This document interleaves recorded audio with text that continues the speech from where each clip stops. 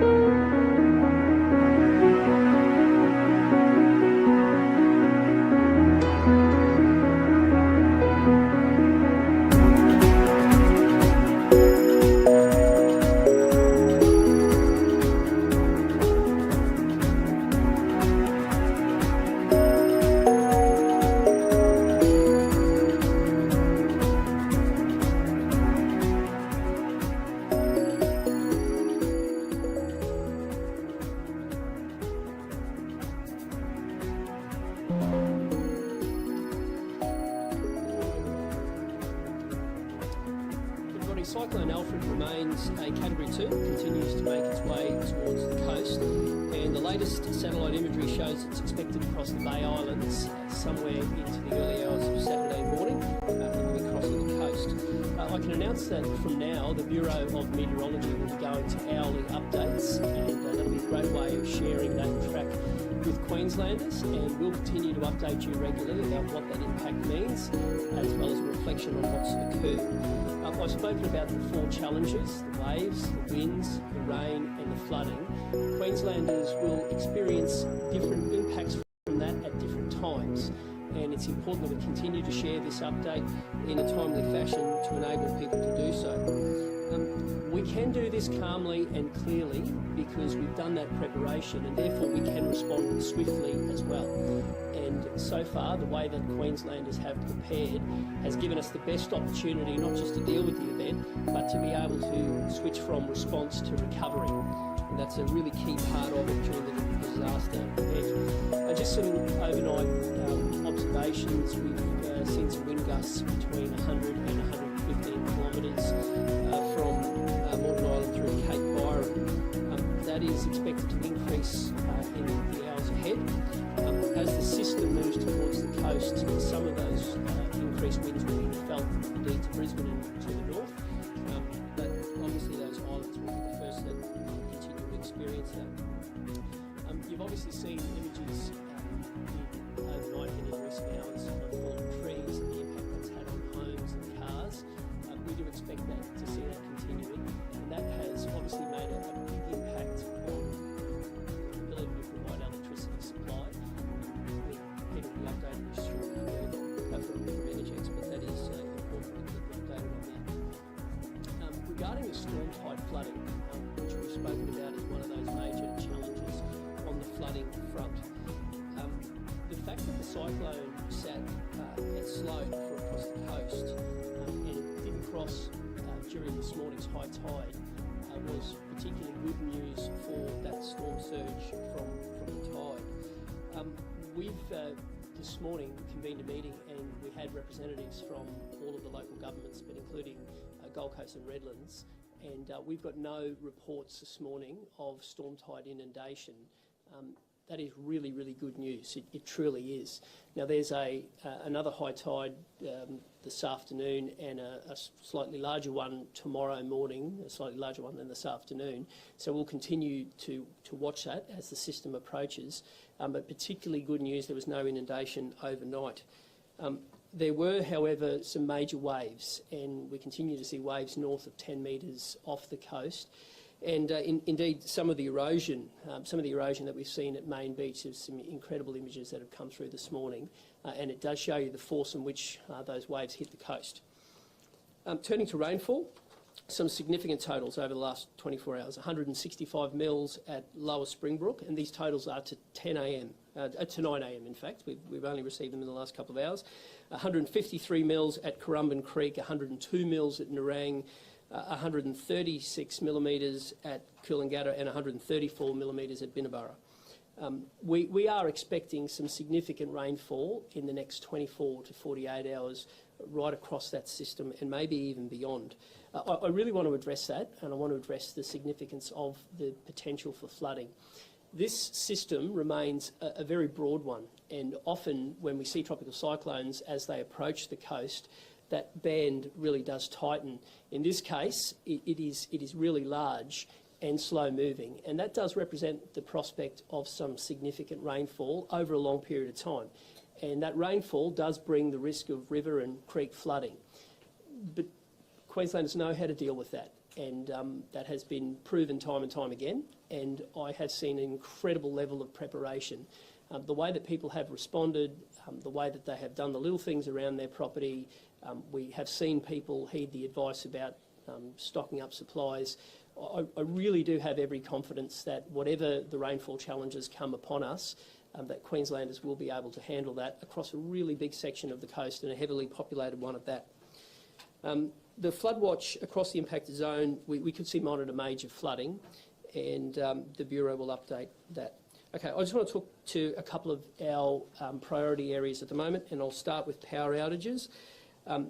Peter will update you shortly from Energex, but there are large parts of the population in the southeast without power, particularly some of those islands and indeed in the Gold Coast area. The moment it is safe to do so, those crews will be hooking into action to reconnect. We understand how important having electricity is at all times, but particularly after a disaster. When you're cleaning up and you need a good night's sleep, we understand that. 1,200 staff have been pre-positioned, and there are 800 Ergon staff at the other end of the state who are ready to return the favour to their mates down here from what we saw a few weeks ago. So all the preparation has been done, and I can assure Queenslanders the moment it is safe to do so, they will be on the ground reconnecting power to homes. And we'll keep updating you about the loss of power and as it's coming back on. We've had a couple of questions about water. There are 34 different water treatment plants in that area. All of them have been assessed and many of them have been fortified. And by that I mean all of the backup provisions, things like the possibility of needing power generation. We've done a full analysis about potential impacts on them. So we are in as best a position as possible to handle that, and I'm very confident in the ability to meet the water supply in the short and the long term. Telecommunications will be a challenge, of course. It always is in an event. As part of our regular meetings, we do have representatives from the telcos there. Now, they have pre-positioned generators as well, following our discussions earlier in the week, and they will do everything they can to try to make sure that as the backup generation does come offline, that can be reconnected. What we'll do, having done the work in working with them to make sure that was in place, our role will be to make sure that we work with councils to door knock in those areas. If we need to get messages out to a part of the community that isn't covered by telecommunications, if those systems do go down, we will have people going door to door to deliver a message. Now, as we speak, we're assured that those things are still in place, but we'll update Queensland as it comes, and if that is needed, we will ramp into gear. There are 28 refuge centres that have been advertised and are online, and we're very grateful to the local governments for doing that. They are there as a last resort for people who need it, but they are there, and we ask Queenslanders to stay up to date, have an evacuation plan, but overwhelmingly we have seen the way that local government has prepared that. We're very grateful. If you want information on that, disaster.qld.gov.au, so that's the disaster website, disaster.qld.gov.au. All of the local government's dashboards are there. They also have all the mapping for floods, and we thank them very much for it. Turning to aged care, there has been some preemptive reallocation of some residents, but overall there's no reported evacuations of aged care. We have assessed all of those potential vulnerable residents. There are plans in place if they are required to be relocated. Our preference always is to try to care for them on site, but all those plans have been put in place, and we continue to update those residents and you on that. Hospitals. Virtual healthcare services, which are available 24/7, have been stepped up. Whilst we aren't having elective surgeries at the moment, those emergency departments are there, and they are there for people who need help in an emergency. There's even the ability for some of those health staff to be accommodated there if required, to make sure that we can keep those key medical facilities open, and we are very grateful for the fact that health service providers would be willing to do that and come into work at a time when they also have friends and family that they would love to be with as well. So we're deeply grateful for that. Public transport will continue to be closed today, so we will announce that all public transport will be closed tomorrow from Noosa to the border. And as we do with schools, we will make the announcement the day before to give people the opportunity to be able to plan, but we will also continue to make sure that wherever it's possible to be able to bring things back on, we obviously will. Now, we are expecting some serious rainfall, as I've outlined, but we'll be back multiple times, and we'll continue to give people as much notice as we can in that. Supermarkets, they are operating on a case-by-case basis. That is their decision, and we're continuing to give them the information, and there are some that remain open. Their challenge will be balancing being able to get their staff there and make sure that they have things like power and they manage their impacts. As we continue to say, we are most grateful for people who are working in those frontline roles at a time that we desperately need it. And we will continue to work with the supermarkets to stay open for as long as they can and then get back on their feet as quickly as they can. And we are most keen to ensure that life can go back to normal after the event, and they are a key part of it. Turning to schools, there are 1,049 schools that are closed today in the impact zone. 2,081 early childhood centres are closed. We will be making an announcement on Monday the day before on Sunday to give people the opportunity to plan, and most importantly to ensure that we don't do it in the morning and cause confusion. So it'll be the day before, and that will apply to Sunday as well. A couple of messages. Firstly, one of gratitude to every person who has worked around the clock to prepare and give us the best response to be able to deal with things in a calm and measured way, but also in a swift way. Thank you very much for whatever agency you are. To Queenslanders, I know this is an unusual event. It's been a long time since a cyclone crossed the coast this far south, but the way that people have treated this has been, quite frankly, remarkable. The vast majority of people have done the right thing, and my view is if you give people the information, humans rally in times of crisis, and people really, really have. My message to the people at the other end of the state: thanks for your good wishes. You went through a pretty big event within the last month, and yet you've been reaching out to your fellow Queenslanders. Your recovery continues in earnest, and we'll make sure that job is done and done properly. And finally, in events like this, there are always little moments of magic, and overnight, a set of twins were born on Dunwich Island, and on Dunwich, on the island, and we had paramedics and midwives who assisted the mum, and they continued to care for her, and that's one of those little gems in an otherwise really, really stressful time for everybody. Thanks very much. Matt. Thank you, Premier, and good morning. Tropical Cyclone Alfred remains a Category 2 system and is currently 160 kilometres east of Brisbane. Although the movement has been erratic, it continues to track at around 7 kilometres per hour towards the southeast Queensland coast. The track for Tropical Cyclone Alfred is still expected to approach the Bay Islands after midnight Friday and into the early hours of Saturday, then move across Moreton Bay during Saturday morning and to the north of the Brisbane CBD.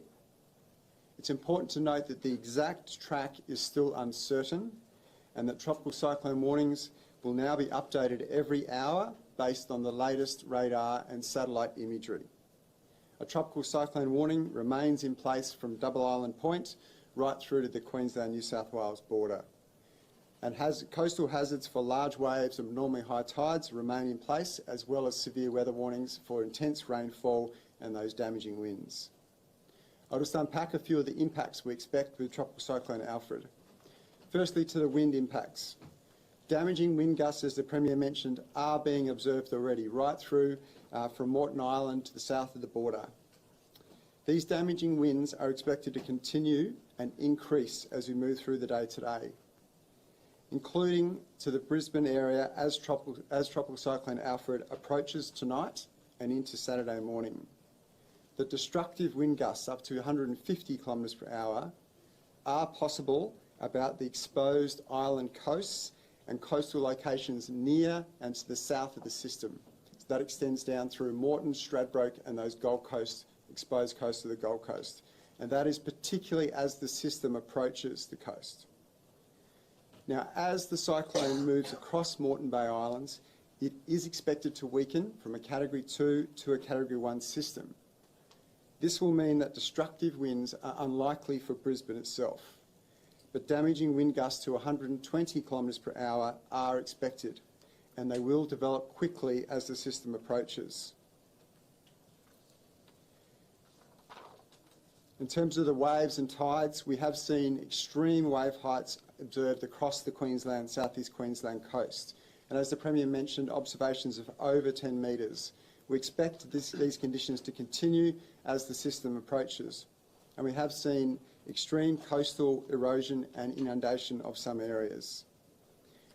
A coastal hazard warning for damaging surf and abnormally high tides remains in place from south of Sandy Cape. Tropical Cyclone Alfred has already produced storm surge values up to about 0.7 of a metre, with the extreme erosion we've seen around the Gold Coast due to that wave action. The storm tide risk remains, However, there is a reduced risk of the higher possible values. I spoke yesterday of the potential to see values over a metre above the normal highest astronomical tide. Our current modelling suggests that with the high tides we may see values of up to a half a metre above that highest normal tide, increasing to about 0.7 of a metre possible around the southern Moreton Bay and Redlands area. In terms of the rainfall, we've already seen totals of 100 to 150 and some values just reaching over that in the last hour or so, in the last 24 hours. This is expected to increase, so Tropical Cyclone Alfred is expected to produce that heavy to intense rainfall with widespread daily totals of 300 to 500 millimetres, and again, particularly around the southern flank of the system and the elevated terrain as it interacts with the cyclone moving across. That means we may see 800 millimetre totals for this event as it stretches through the next 48 hours or so. In terms of the flooding, those rainfall amounts we're seeing will be the major concern as we move forward. The flash flooding due to those intense rainfall, as well as widespread minor to major riverine flooding. Flood watches remain in place for the Mary River, the creeks and rivers of the Sunshine Coast, the Pine and Caboolture rivers, the Gold Coast rivers and creeks, the upper and lower Brisbane River catchments, the Condamine, McIntyre and now also the Weir River. A major flood warning has been issued for the Logan and Albert rivers, and we are expecting moderate to major flooding possible from later today, and we're already starting to see rises on some of the gauges around Bow Desert. So in summary, Tropical Cyclone Alfred remains a Category 2 system. It is moving towards the southeast Queensland coast and expected across the Bay Islands in the early hours of Saturday morning, and then move to north of the Brisbane CBD as we get through to midday on Saturday. The wind, rainfall, storm surge and flood risks remain, and we are expecting those hazards to continue to develop as the system approaches. We're particularly concerned about the flood risk, and that risk extends beyond the cyclone crossing. So the rainfall and that riverine flooding will extend through the weekend and into early next week. Again, the movement of the system will be complex as it interacts with the islands and the mainland. The Bureau will continue to monitor the latest satellite and radar information and update those tropical cyclone warnings every hour. So I urge the community to stay up to date and monitor the latest cyclone track information via the Bureau's webpage or the Bureau's app, and those messages will be relayed obviously through the emergency services as well. Thank you very much.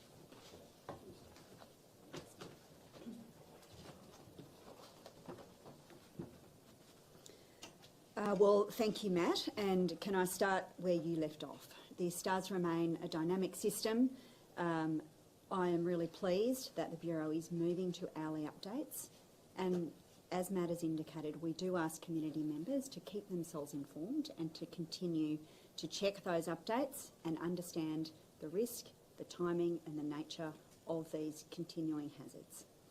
I'm really grateful for the way that people in southeast Queensland and in northern New South Wales have prepared themselves for these events. I want to thank the general community for their willingness to engage with emergency authorities in a responsible way and to take responsibility in particular for their own safety and the safety of their communities. I want to provide a brief update about the support that is being provided by the Albanese government to the governments of Premier Crisafulli and Premier Minns. I'll start with financial support.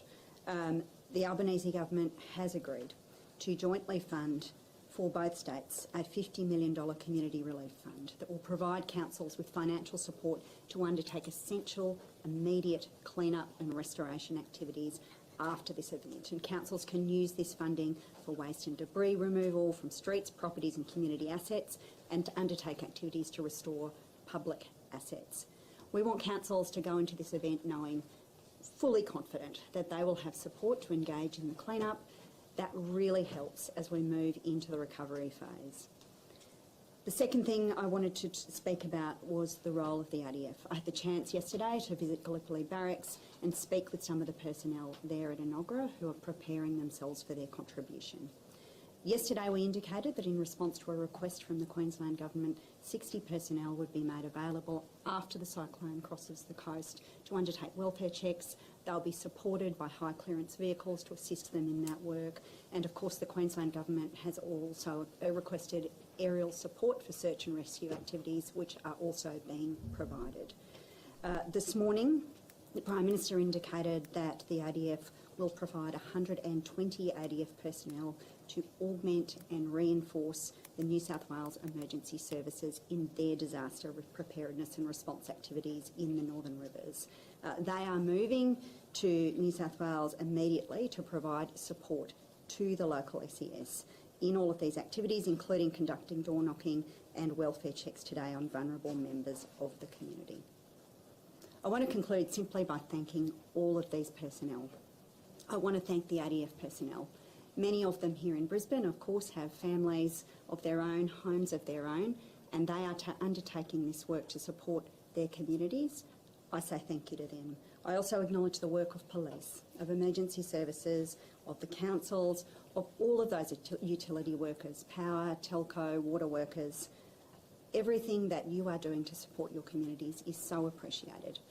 And finally, I want to say to the community, look after yourselves. Keep yourself safe, maintain access to good sources of information, and follow the instructions of authorities. Thank you.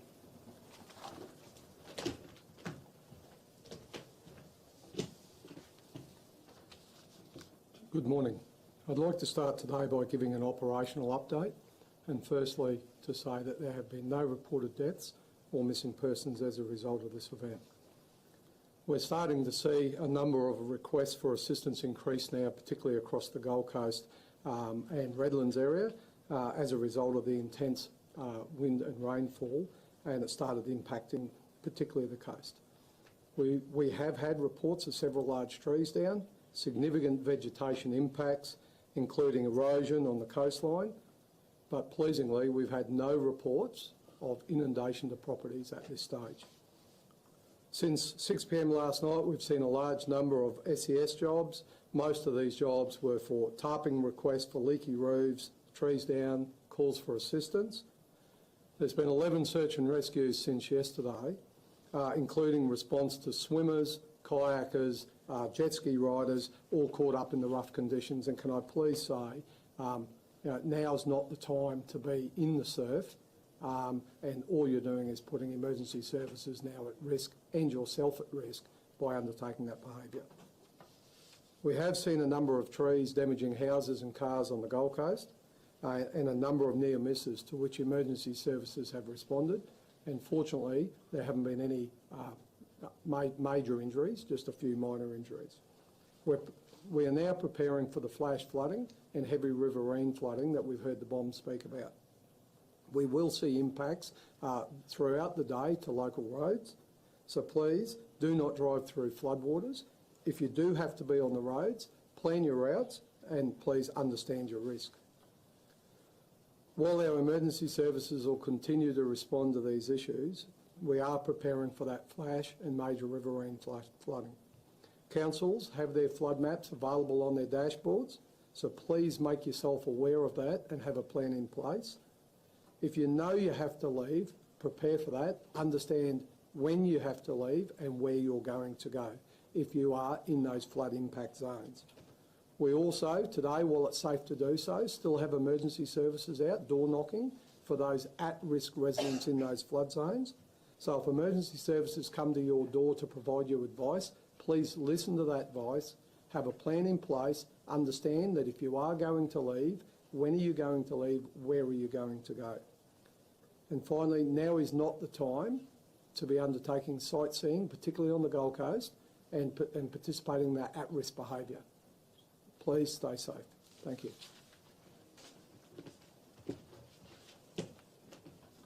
Good morning. The Queensland Fire Department staff and volunteers are very well prepared for the impacts of Tropical Cyclone Alfred. Up until 9:30 this morning, QFDs responded to 60 incidents related to the TC Alfred, with no water rescues or evacuations currently required. However, we had a rescue this morning in the Currumbin Valley, where Queensland Fire and Rescue firefighters responded to 2 people trapped in a bedroom after a large tree that collapsed on a house in the Currumbin Valley. Early this morning this occurred. Firefighters used saws to rescue those two people, and they were handed over to QAS, where I'm very pleased to indicate that they only had relatively minor injuries. QFD crews continue to respond where it is safe to do so, and will continue through the event to do that. It's important that community limits their travel to essential travel in order to allow emergency services and other essential services to be able to move around the impacted areas. More than 180 specialist swiftwater rescue firefighters remain in place across the impacted zones, backed up by more than 50 locations where initial response to swiftwater incidents can be responded to. The department also has an additional 300 odd personnel engaged to support this event and dedicated to it. We've also provided additional firefighters onto our island communities across Bribie, North Stradbroke and Coochie-Mudlow. Fire and rescue crews do remain ready and able to respond to any other types of calls that may come in through this event. An immense amount of planning and preparation has been put in place to support community recovery across washouts, damage assessments and debris cleanup.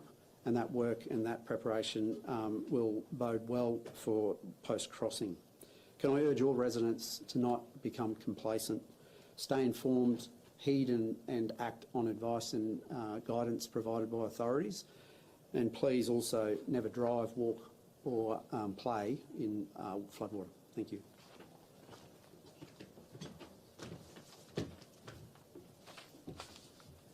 Good morning. The Queensland State Emergency Service has moved from the preparation activities supporting Queenslanders to the response phase in the last 24 hours. In the last 24 hours there's been over 1,300 requests for SES assistance. Yesterday they were largely in terms of preparation, assistance with sandbagging and so on. From last night, this morning, it is now emergency assistance, particularly for fallen trees, where access has been restricted by vegetation and where there's been structural issues in homes, particularly leaky roofs and broken windows and so on. In terms of the sandbags, as of last night, the SES has facilitated the distribution of over 1 million sandbags to local governments here across the region. And we have more in reserve ready if there are further requirements after the cyclone passes. In terms of the response activity, as I say, our teams have been pre-positioned and they're now busy with the response. This morning, for example, SES worked with Queensland Ambulance Service where a large 20-metre tree had come down on a house with an elderly resident injured. SES cleared access to allow QAS to enter the property and evacuate that elderly injured person, and it's an example of how our emergency services are prepared and cooperating to support Queenslanders in need. So just on that message, now's the time, particularly with the high wind, to be looking after yourself, look after your family, check on your neighbours. If you need SES assistance, you can download the SES Assistance app or call 132 500, 132 500. But always, if it's a life-threatening situation, call 000 for immediate emergency support.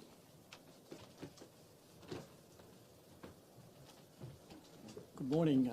We've currently got 40,000 services out of electricity in Gold Coast and Redlands, 35,000 in the Gold Coast and 5,000 in Redlands and the islands. We've been actively responding to the network outages since yesterday. Staff had to demobilise at 10 o'clock last night because of the wind strength. It was just too much. It was unsafe. We'll remobilise hopefully later today, depending on the wind strength across all the impacted areas.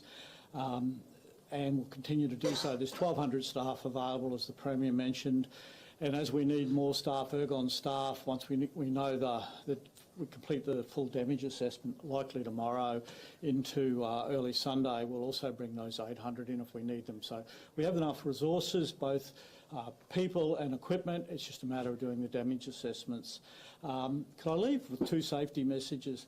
The first is we've got hundreds of lines down across the network. Assume they're all live, don't go anywhere near them.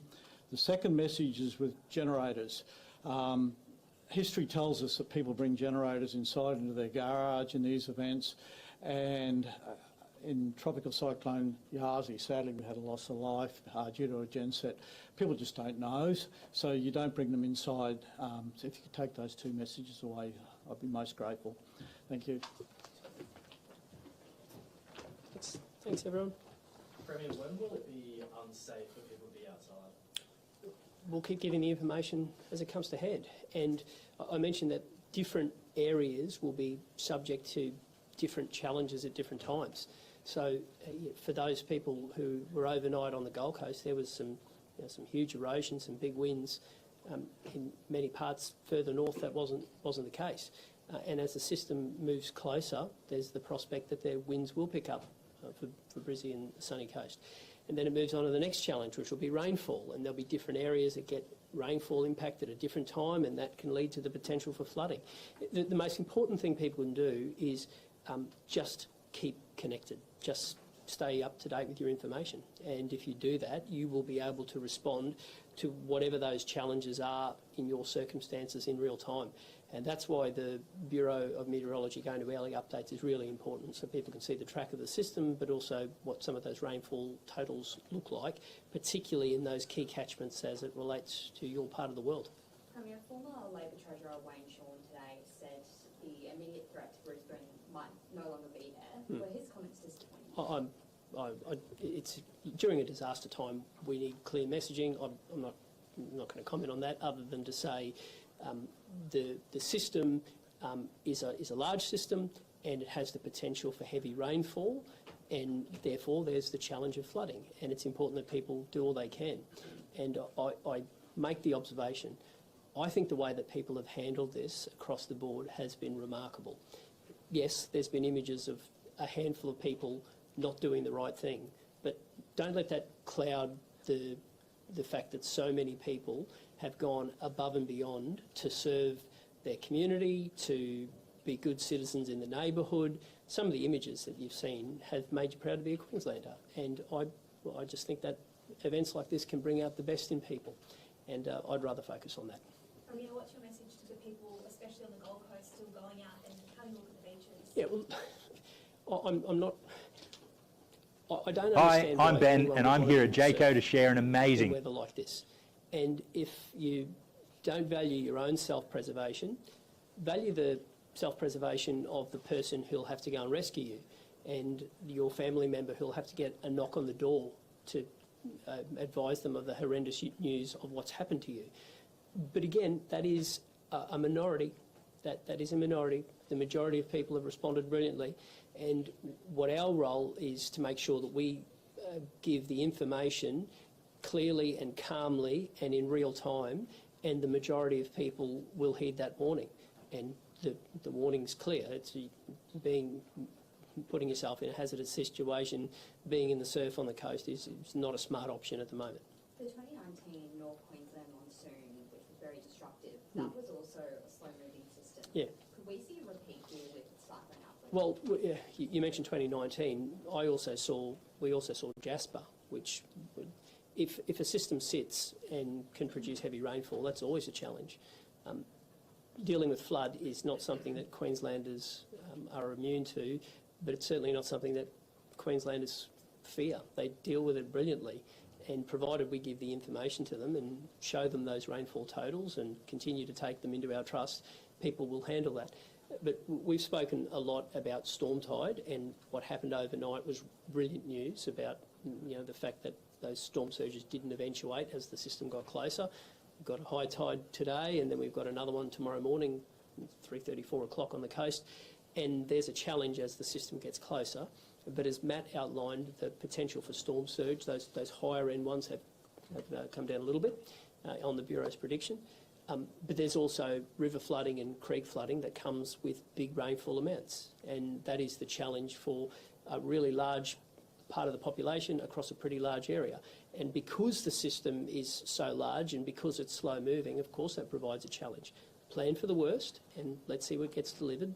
But in the end, if we stay connected, if we keep our wits about us, if you don't leave the house when you don't have to, if you don't drive on roads when they're flooded, I've got every confidence people will be fine.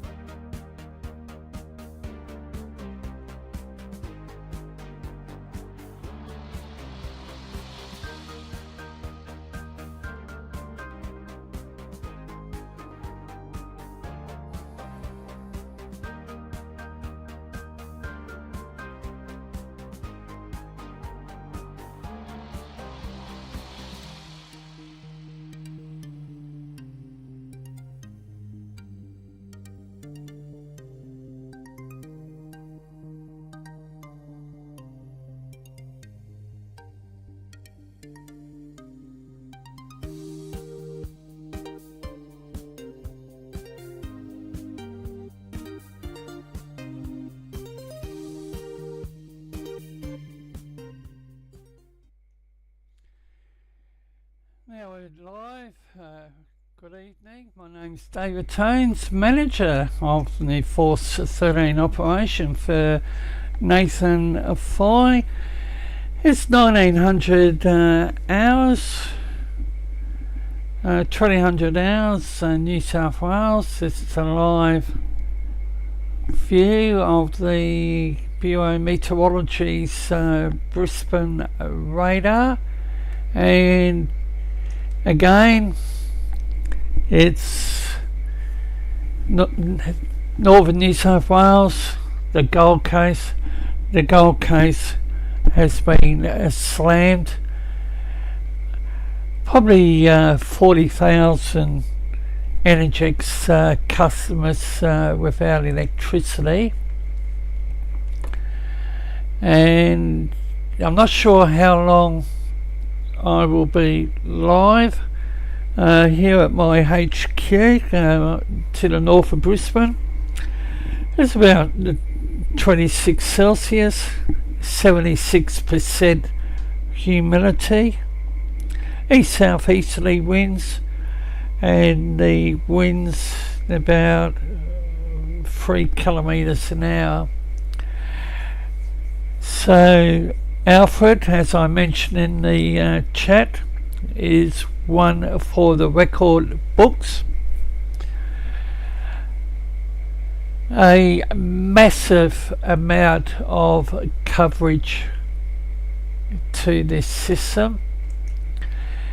Here's a look at the Himawari 9 satellite imagery. And whilst we look at that,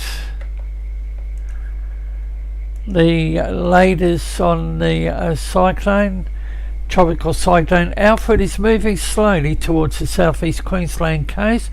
Rainfall, wind, ocean impacts likely to persist today and over the weekend. It is not going to disappear. The warning zone, it really hasn't changed. Double Island Point to the north of Noosa Heads, and south to Yamba, including Brisbane, the Gold Coast, Sunshine Coast, Byron Bay. And Byron Bay, we call it a wind gust of over, I think it was around 120 kilometres an hour, and Ballina, but not including Gympie or Grafton. So Gympie is outside the warning. Same with Grafton. There are no cancelled zones or watch zones. As at 6 p.m, Category 2, sustained winds in the centre of 95 kilometres per hour with wind gusts to 140 kilometres per hour. It's located within 20 kilometres of 27.7 degrees south, 154 degrees east. It's 100 kilometres east-south-east of Brisbane, and 75 kilometres east-north-east of the Gold Coast. And this is where it gets interesting.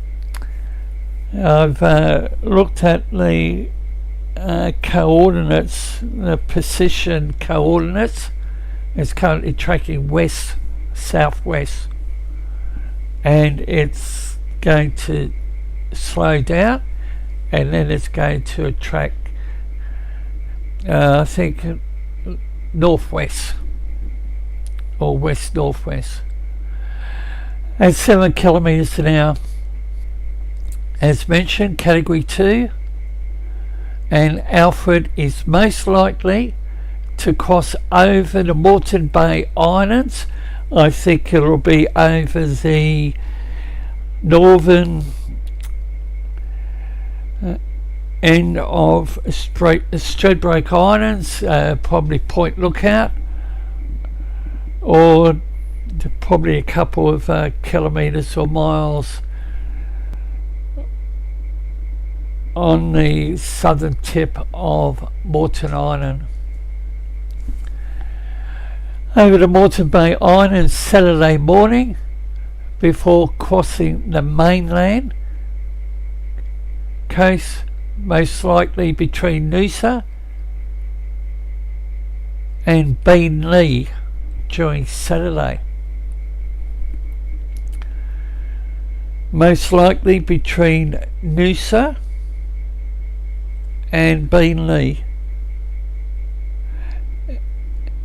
Heavy rainfall bands are continuing to develop over southeast Queensland, northeast New South Wales. And I'll just switch back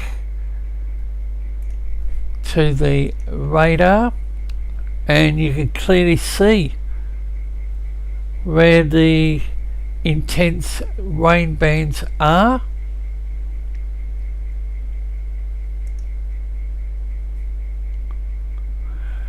Likely to develop over southeast Queensland, northeast New South Wales.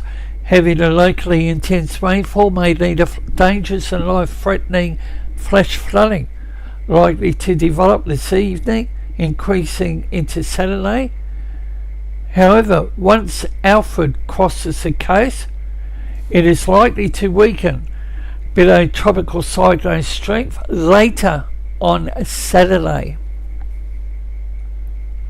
However, heavy to locally intense rainfall is expected to continue near and south of the system's centre during the weekend. Abnormally high tides likely to continue, causing minor flooding in coastal low-lying areas between Double Island Point and Ballina, particularly during tonight's early Saturday high tide. And the Gold Coast has really been slammed. It is going to take an enormous amount of money to replenish the sand, but I think the face of the Gold Coast foreshore has changed forever. But we'll see how things go, but the erosion has been phenomenal. Damaging surf leading to significant beach erosion remains likely for the open beaches between Double Island Point and Grafton. Further south over the New South Wales coast. The Bureau has individual coastal hazards and hazardous surf warnings for the southeast Queensland, New South Wales coast. And it gets more interesting. Gales, damaging wind gusts to 120 kilometres an hour are currently occurring near the coast between Cape Moreton and Yamba. Gales with damaging wind gusts to 120 kilometres an hour expected to extend to adjacent inland areas between Beerbohm and Ballina during tonight. Recapping, damaging wind gusts to 120 kilometres an hour are currently taking place between Cape Moreton and Yamba, and wind gusts to 120 kilometres an hour expected to extend to adjacent inland areas between Beerbohm and Ballina during tonight. That is not good news. These winds may then extend to expose coastal locations further north to Double Island Point tonight or during Saturday morning. Destructive wind gusts of up to 155 kilometres per hour to develop about the Moreton Bay Islands, the exposed coastal location on the northern Gold Coast from tonight. As Alfred's destructive core approaches the coast, the destructive winds may persist until Alfred crosses the coast early Saturday morning. Although Alfred is expected to weaken and move inland during Saturday, damaging wind gusts may continue, particularly over elevated terrain during Saturday.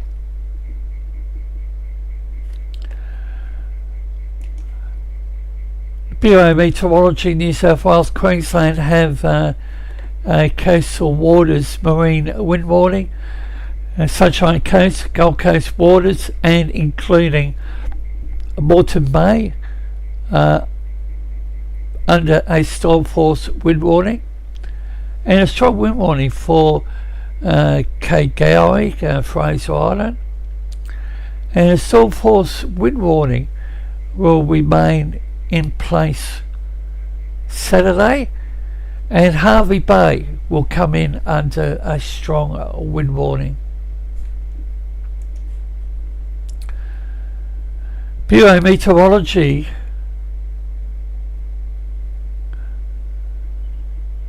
has an updated flood watch for the Mary, Noosa, Sunshine Coast rivers, the Pine and Caboolture rivers, the Upper Brisbane, Lower Brisbane River, Gold Coast rivers and creeks, the Condamine, McIntyre River, and the Weir River. It looks like the Bureau has, I've just refreshed the page. Initial major flood warning for the Bremer River, Worrell Creek. Also one for the Logan River, and a moderate flood warning for the Albert. So we've got a new one for the Bremer River and Worrell Creek.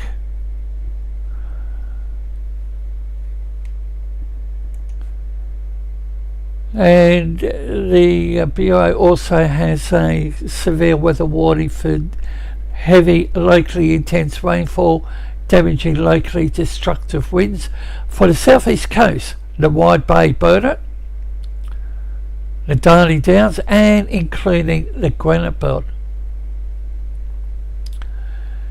Now, I'm just going to provide some additional rainfall information. Heavy rainfall may lead to flash flooding. It's developing across the Moreton Bay Islands, Gold Coast scenic rim this evening. Forecast to become more widespread over central parts of the southeast coast. Now I'm just taking a pause as I have to change the screen. And here's another satellite view.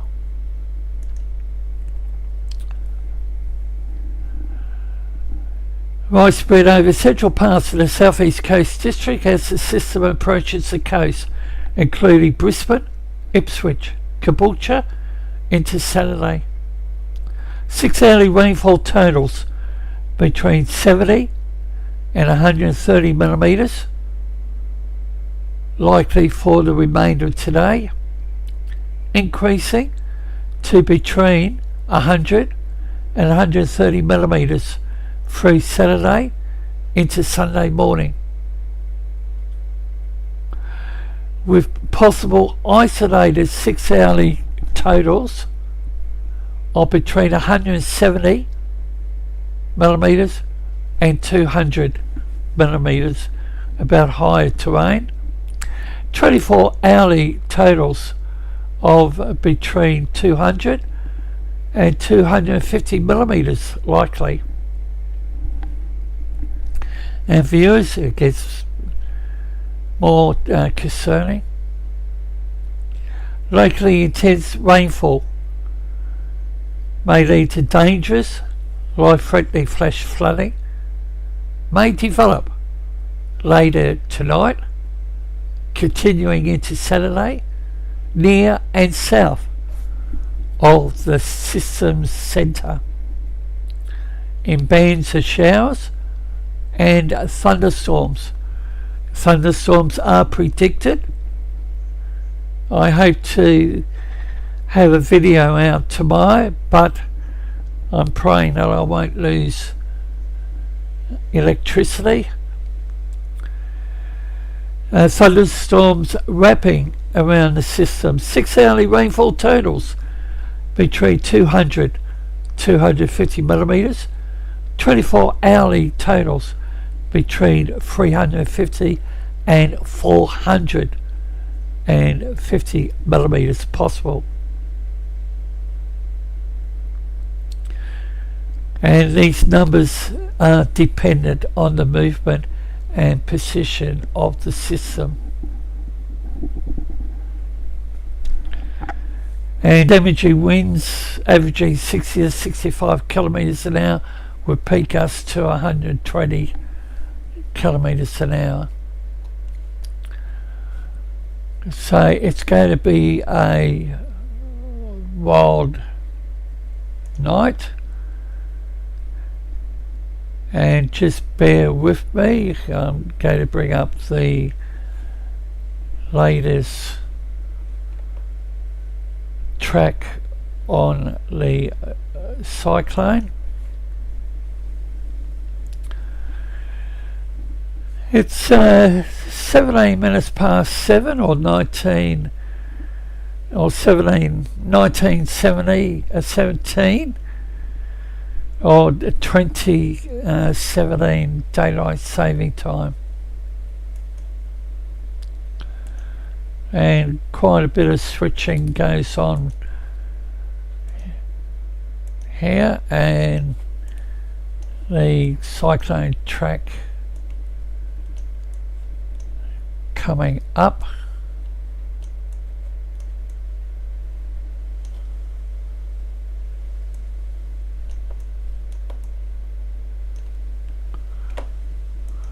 So that is the track of the cyclone.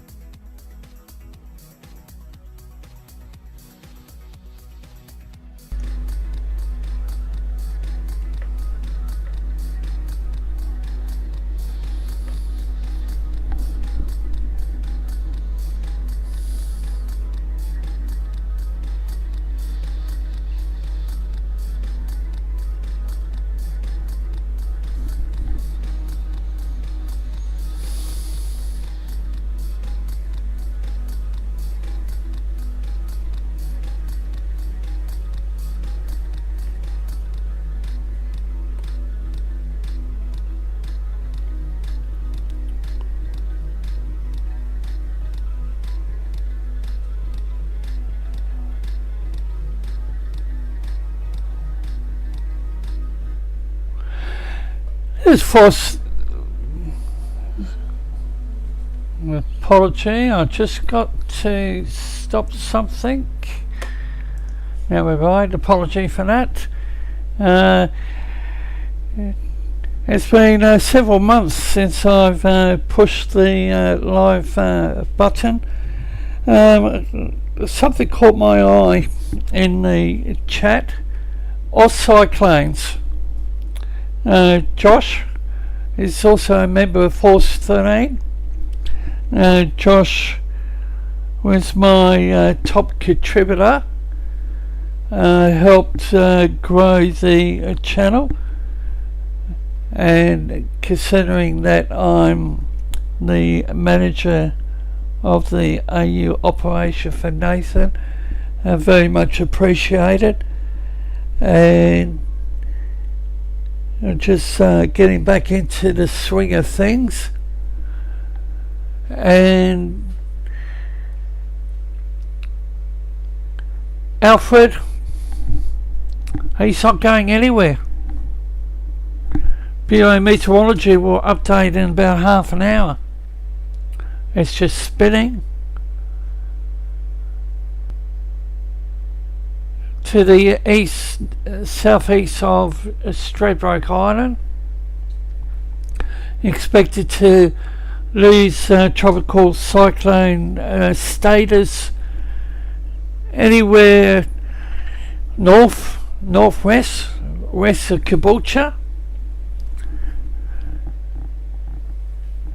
And as I just said, the Bureau will update in about half an hour. So, very impressive cloud. Now I'll have a look at, I love the visible. Earlier today there was a bit of lightning in the, you can actually see, I'll just zoom in a bit. I should mention that the International Space Station flew over Alfred, I think 24 hours ago, and the station managed to capture some footage.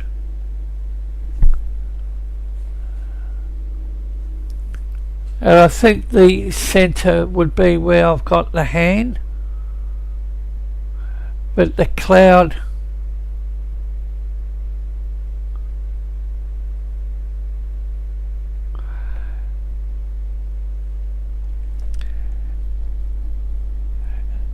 we could go back to 2017 when tropical cyclone Debbie tracked down into the southeast corner of Queensland, and I experienced sustained Cat 1 winds at the front of a previous property. I was in the sunroom. I had glass to the west, north and east, and I sat there, and the wind just got stronger and stronger and stronger.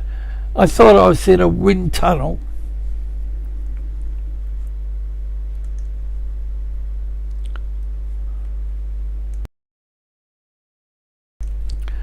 So this is the visible, and we'll have a look at the infrared.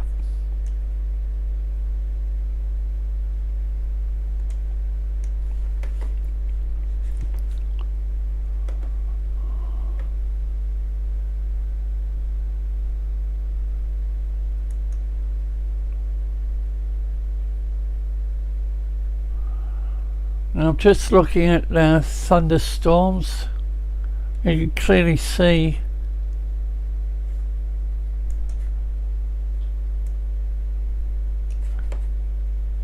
now. We'll just have a look at a model. It's the ECMWF, and you can clearly see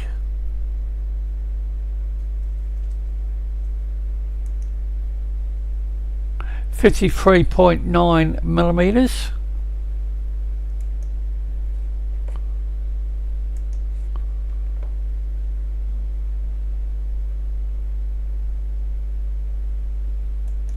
Comes in over Brisbane, 35 millimetres, but the rainfall will be really high.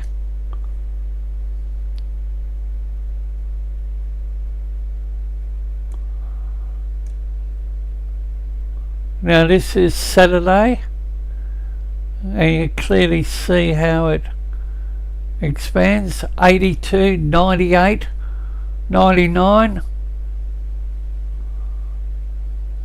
Up to Rainbow Beach. I'll just pause it for a minute. I'll just go back a bit.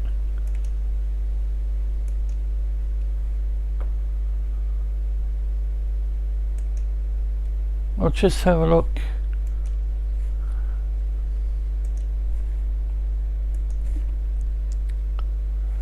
And you can clearly see how it reaches out to Toowoomba. I should also mention that Alfred is going to suck in the moisture off the Coral Sea. And you see it tracking west, southwest, Warwick, Toowoomba, the Darling Downs.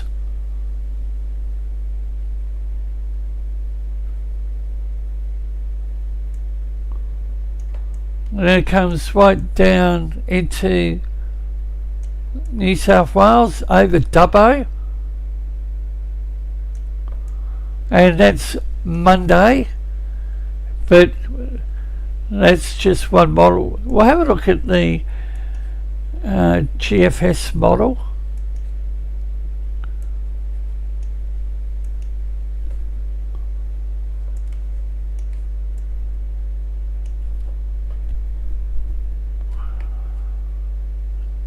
Now the GFS is actually showing up intense rain over Grafton. There's the low.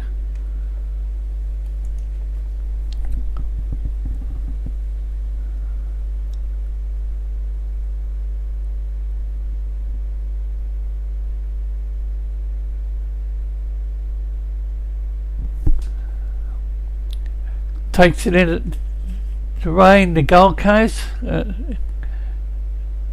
expands out.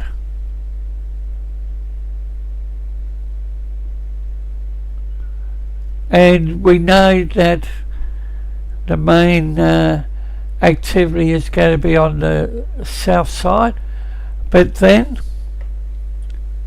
look at it develop over Brisbane.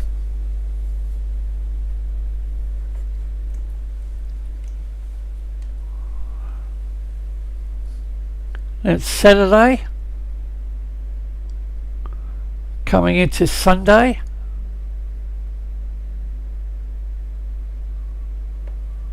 Then it tracks Lismore and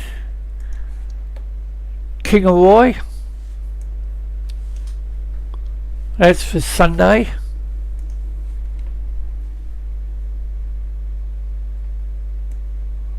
Then we also have a little bit of activity, Rockhampton, Moore Bar.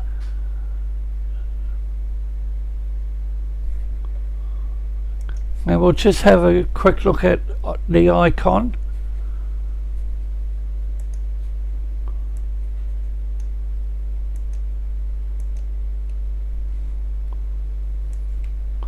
So there's the icon.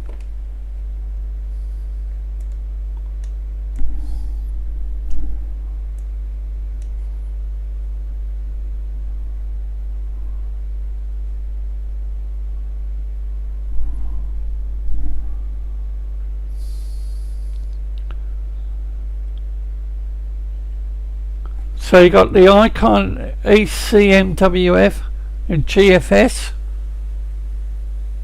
They're all in agreement.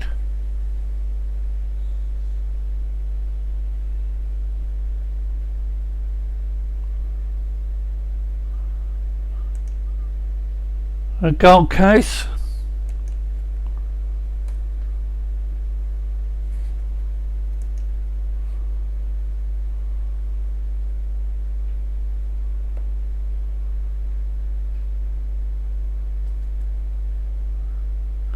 But the rainfall is going to be significant.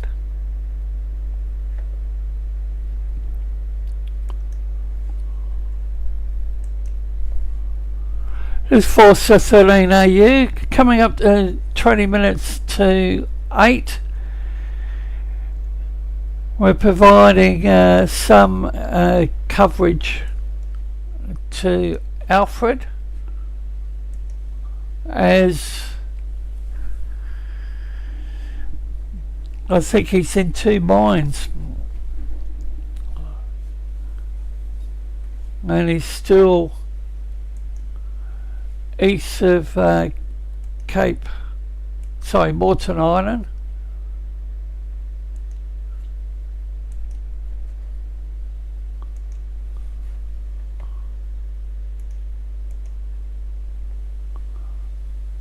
But Alfred will go into our history books.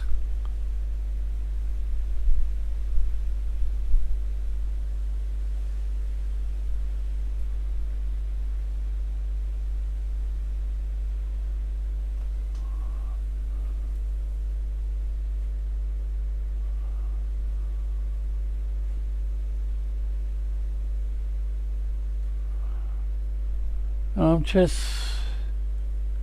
looking for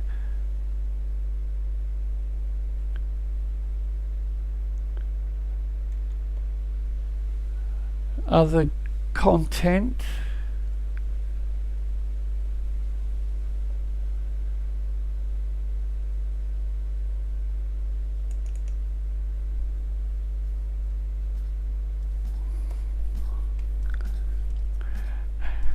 This is a track from Force 13 musical collection.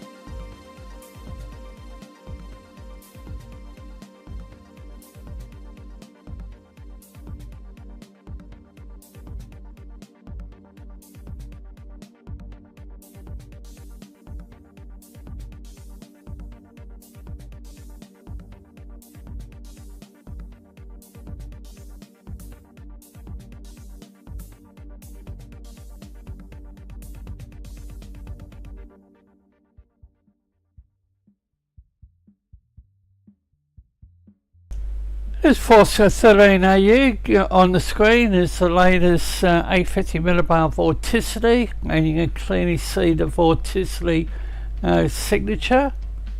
I'm just standing by for the Tropical Cyclone Warning Centre, Bureau of Meteorology, to issue their 8 PM update.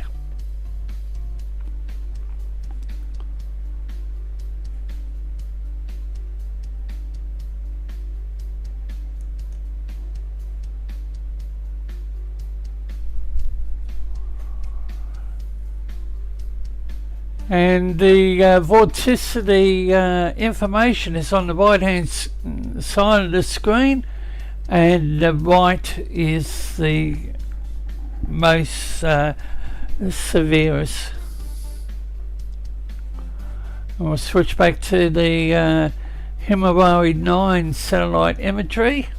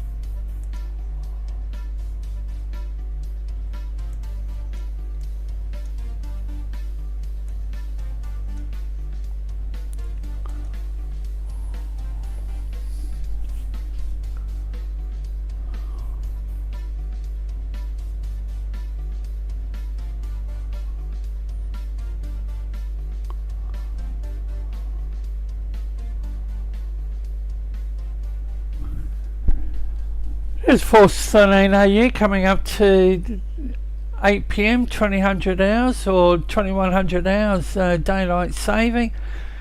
Just standing by for the Bureau to update.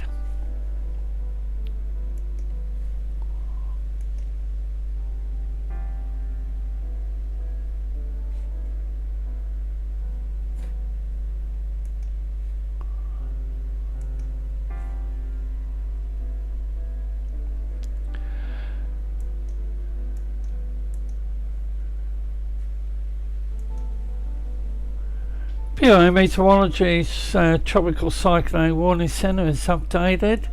Here's the latest.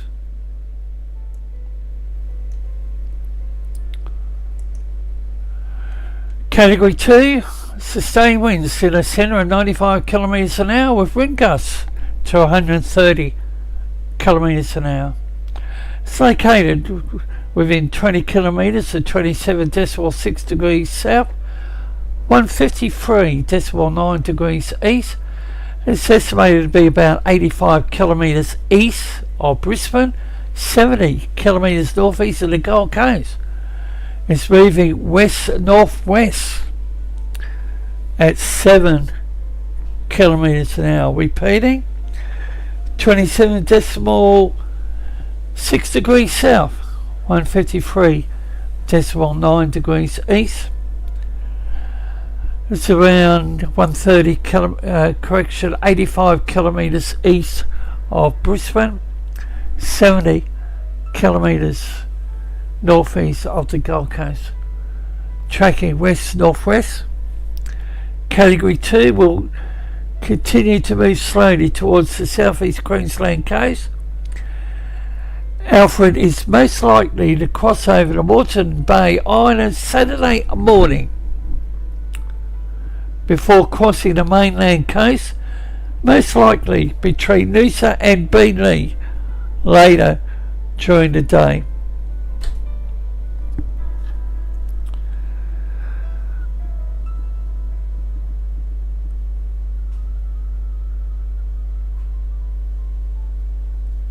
And you can clearly see the rain bands impacting the Gold Coast, and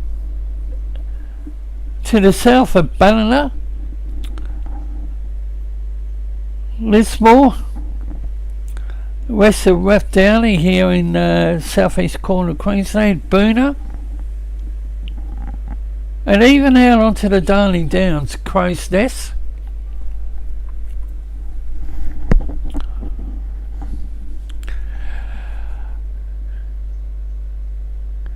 Heavy rainfall bands continuing to develop over the southeast Queensland region, northeast and New South Wales.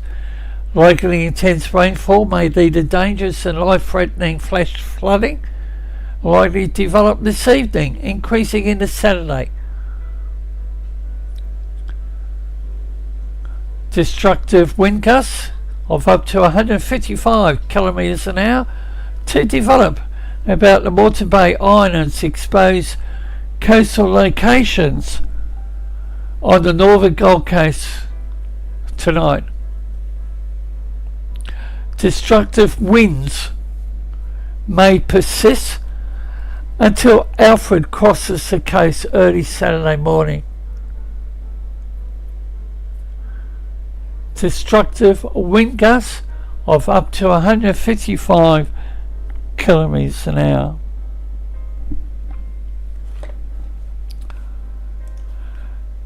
59,462 customers without electricity.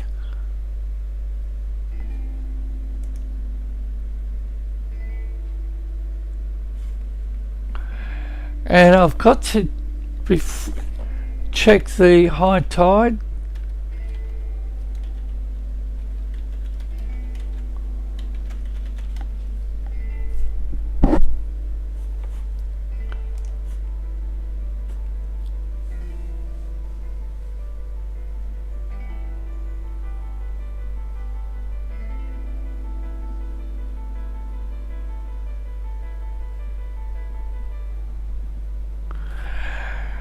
So the using Redcliffe as a example, the low will be in 1 hour 35 minutes time, and the next high tide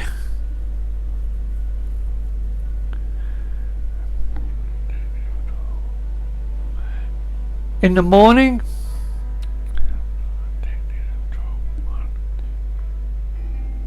about 4 a.m. High tide, Redcliffe area, about 4 a.m. Saturday.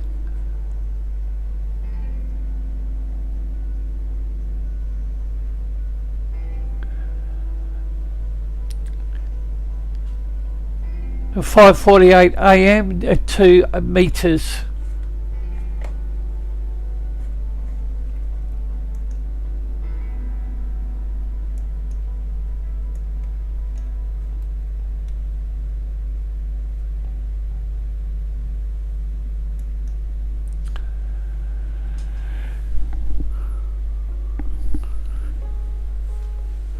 This 4:17 AU, just after 2000 hours. This stream will now come to an end. However, please continue to monitor the channel.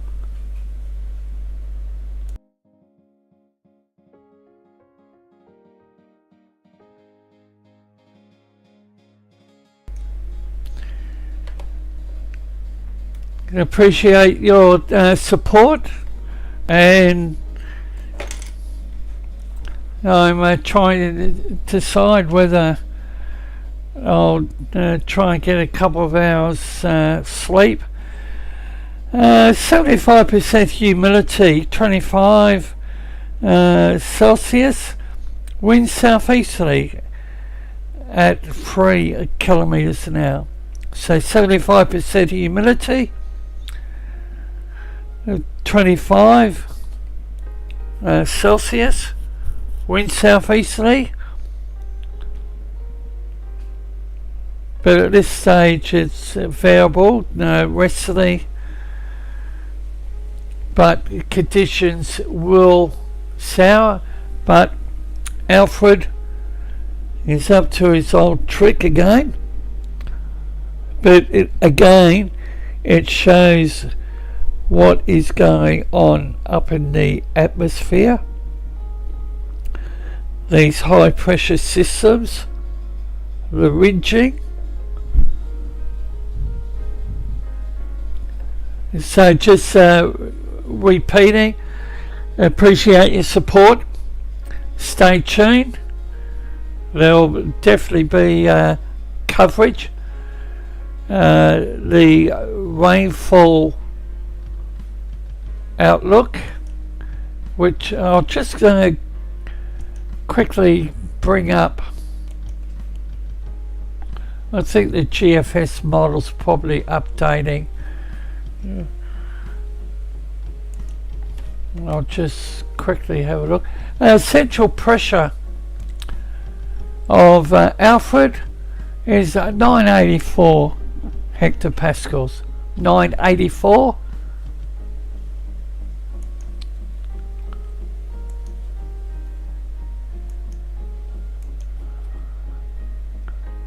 And they are updating.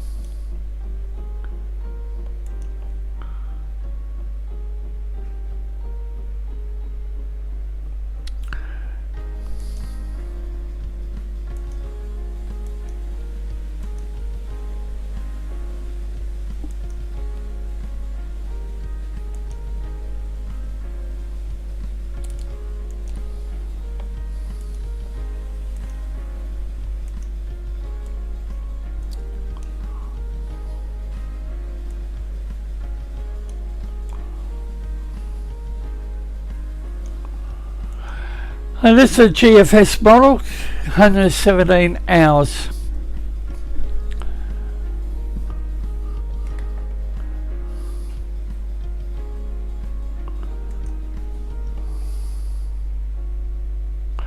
So 231 millimeters.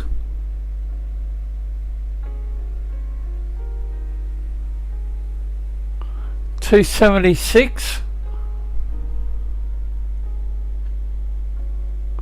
I saw 300.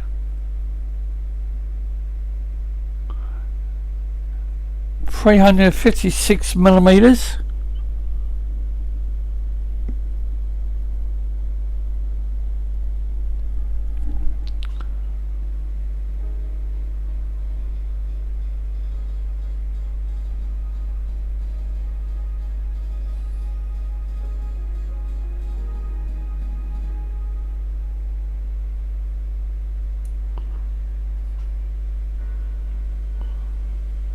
$356.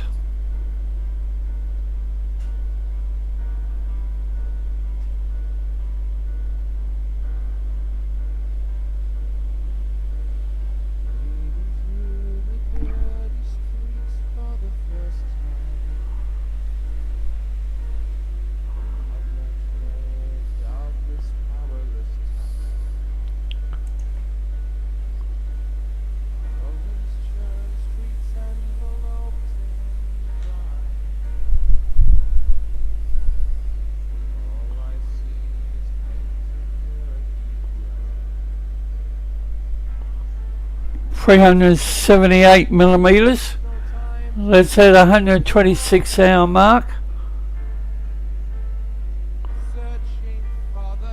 And we come down New South Wales.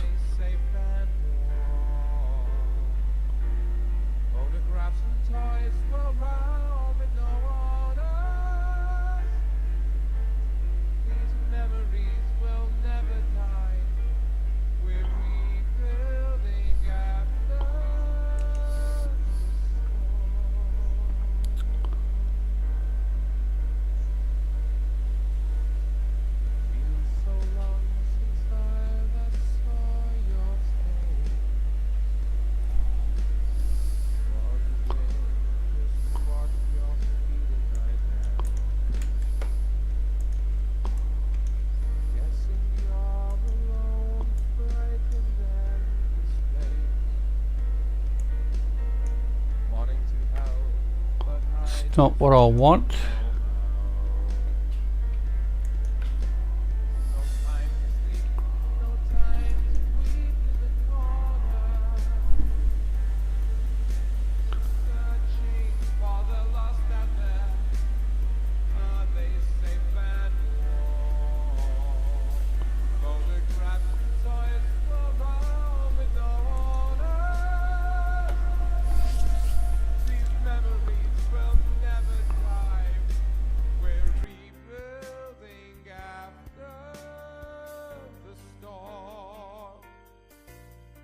As nature prepared to unleash its fury, every face you see in search of hope and glory, a tidal wave that plays both judge and jury, ambition swept away, surviving night and day. No time to sleep, no time to weep in the corner, searching for the lost out there. Are they safe and warm? Photographs and toys swirl round with no owners. These memories will never die. We're rebuilding after. No time to sleep, no time to weep in the corner, searching for the lost out there. Are they safe and warm? Photographs and toys swirl round with no owners. These memories will never die. We're rebuilding.